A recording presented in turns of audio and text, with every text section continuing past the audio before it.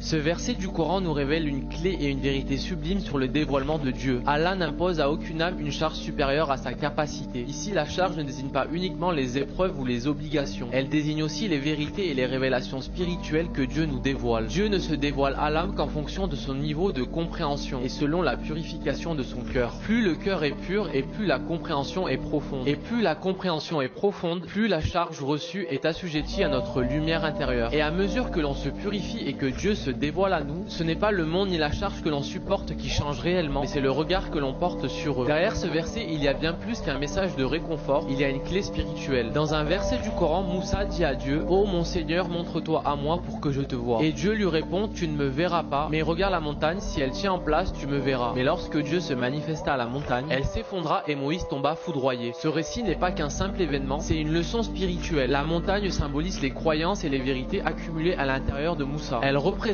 sa structure intérieure, sa capacité spirituelle. Et Dieu lui fait comprendre une chose essentielle: si je me dévoile au-delà de ta capacité intérieure, ce dévoilement devient destructeur. La montagne s'effondre car elle ne peut contenir la manifestation divine totale. Et Moïse tombe, non pas puni, mais débordé par une charge qu'il n'était pas censé recevoir. Dieu, dans sa sagesse, ne lui a pas imposé cette charge. Et on revient ici au cœur du verset, qu'Allah n'impose à aucune âme une charge supérieure à sa capacité. Au niveau individuel, tout le monde ne reçoit pas les vérités spirituelles de la même manière. Chaque âme a une capacité intérieure d'ascension vers la connaissance. Ce verset signifie que Dieu n'attend pas de chacun plus que ce qu'il peut comprendre. Selon son degré dans la hiérarchie spirituelle, chacun reçoit des vérités adaptées à sa capacité de réceptivité spirituelle. Ce verset justifie donc l'enseignement graduel et secret. La charge peut aussi désigner la loi religieuse elle-même, les rites, les obligations, les pratiques. Mais ces formes extérieures ne sont pas absolues. Elles sont adaptées à chaque époque, à chaque communauté et à chaque conscience. Dieu ne révèle jamais une loi qui dépasse la capacité spirituelle des gens à la recevoir. Certains accèdent aux formes, d'autres comprennent le sens symbolique derrière ces formes. C'est pour ça que l'enseignement divin est toujours graduel, progressif et adapté. Chacun avance selon sa propre lumière intérieure. Et lorsque l'âme atteint un certain degré de purification et de lucidité, la charge elle-même peut s'effacer. Pas parce qu'on rejette la forme, mais parce qu'on a accédé au sens profond qui se cachait derrière elle. Mais ce verset parle également de ton lien personnel avec Dieu à travers ce que tu vis. La capacité de l'âme, ce n'est pas simplement ta force ou ton endurance, c'est la réceptivité intérieure. Ce que tu es capable d'assumer spirituellement dans ta relation avec Dieu. Chaque épreuve, chaque charge est calibrée sur ton essence réelle et non sur l'image que tu as de toi-même. Car ce que tu vis n'est pas un hasard, c'est exactement ce que ton âme est prête à rencontrer pour se révéler. Donc la charge dans ce sens n'est pas un poids, mais c'est un miroir. Elle te confronte à ce que tu es capable de manifester. Patience, confiance, vérité, détachement. Et quand le verset dit que l'âme sera récompensée du bien et punie du mal, il ne s'agit pas simplement d'un jugement extérieur, mais avant tout d'un écho intérieur.